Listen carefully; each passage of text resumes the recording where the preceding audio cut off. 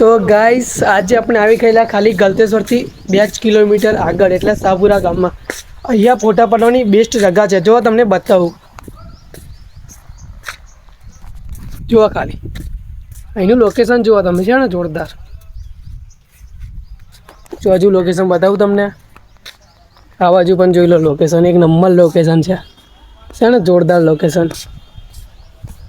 અમારા ગામથી પણ ખાલી 1 જ કિલોમીટર થાય છે અને અમે ચાલતા આવ્યા છીએ.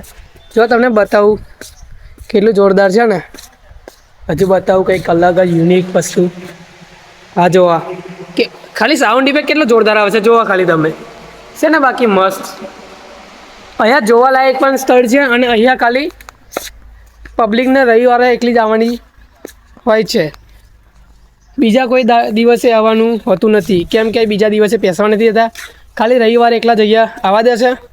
નીતિનભાઈ જોવા, નીતિનભાઈ લોકેશન કેવું છે?